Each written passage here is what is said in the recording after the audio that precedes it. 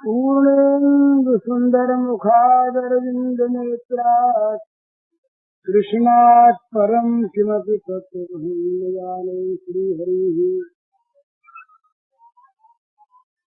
ठीक काम कर रहा है, ठीक है।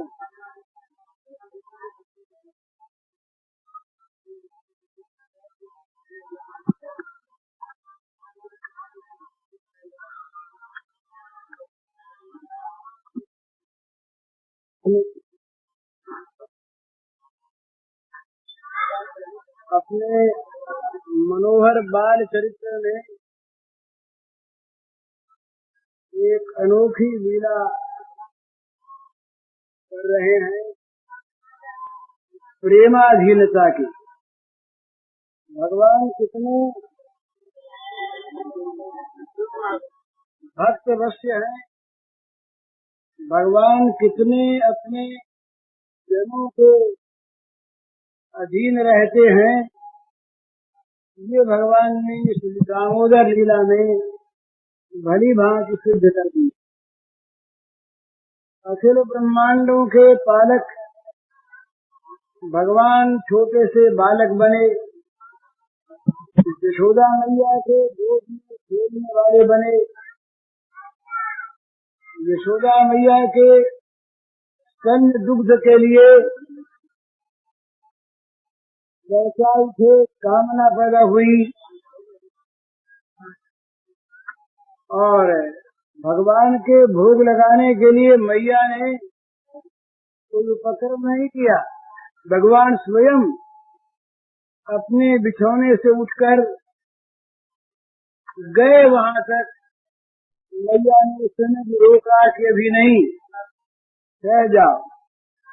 तो इतनी भूख लगी कि मैया का स्तन दुग्ध पान करने के लिए मैया की मंथन क्रिया को बीच में रोक दिया। भगवान गोद में चढ़ गए और स्तन पान करने लगे। बीच में उतार देने पर भगवान को क्रोध का स्वांग धरना पड़ा, क्रोध बनना पड़ा। भगवान ने मटका फोड़ दिया। फिर माँ के भय से माखन भंडार में जा घुसे। मैया छड़ी लेकर पीछे से आई तो मैया को देख करके डर गए, भयातुर होकर भागे। मैया ने पकड़ा, रोने लगे। मैया ने उखल के बांध दिया। इस प्रकार काम, क्रोध, लोभ, भय, पलायन, रुदन और बंधन जो अज्ञान की दशा में होते हैं, वे सब के सब भगवान ने प्रेमाधीनतावश स्वीकार किए। इसी वेश में, इसी दामोदर वेश में उखल से बंधे भगवान नरकूबर और मणिग्रीव का उद्धार करते हैं। वृक्ष समूल टूटकर उखड़ कर गिर पड़ते हैं। इनके अंदर से दो जागृतमान बड़े चमकते हुए दीप्तिमान दीर्घकाय देवता निकलते हैं, महापुरुष। उनको देख करके बच्चे डर जाते हैं। श्री कृष्ण स्वयं डर जाते हैं और भागना चाहते पर भाग सकते नहीं। इधर नलकूबर और मणिग्रीव भगवान का स्तवन करते हैं। उनमें सारा ज्ञान अपने आप उदय हो जाता है। भगवान के तत्व स्वरूप का वर्णन करने के पश्चात भगवान को नमस्कार करते हैं, बार बार उठ पड़ते हैं और अंत में गोपी और गोपों के समान प्रत्यक्ष सेवा करने का अधिकारी पाकर ये श्रवण कीर्तन आदि भक्ति का वरदान मानते हैं। वो प्रसंग है, चल रहा है। वाणी गुणानुकथने श्रवण कथायाम हस्तुच कर्म सुमनस्थ उपादयोर्नः दृष्टो निवास रक्षणाले दृष्टि सदाम दर्शनेश भक्तनुना। उन्होंने जब देखा कि ये एक बालक सब जा रहे हैं और ये भक्ता अपराध हो रहा है, तो जल्दी जाने की बात मन में निश्चय करके और वे भगवान से भोजन करके करो दर्शनम भगवत ऋषि राशि अनुग्रह। तो बोले महाराज हे परमेश्वर भूमन भगवानुसर किंकर तब अनुसर भक्त अंतस्य भक्त चूड़ामणि नारद से किंकर। हे परमेश्वर हम लोग आपके भक्त शिरोमणि देवर्षि नारद जी के दासानुदास हैं।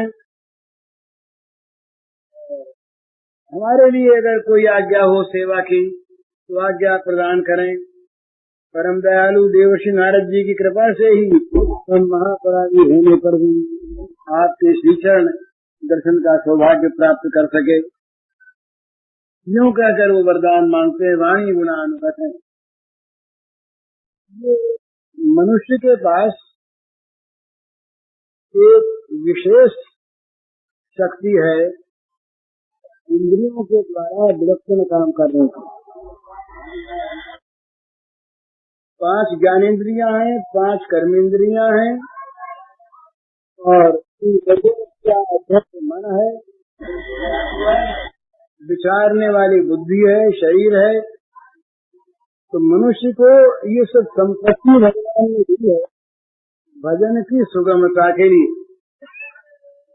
वाणी का उपयोग यही है कि वाणी माने जीव, वाणी के द्वारा निरंतर भगवान का नाम रूप गुण लीला गान करना, वाणी के द्वारा भगवत स्वरूप सारे विश्व के प्राणियों को सुख पहुंचाना, उनका हित करना, उनकी सेवा करना, उनको आप्यायित करना, ये वाणी का गुण है।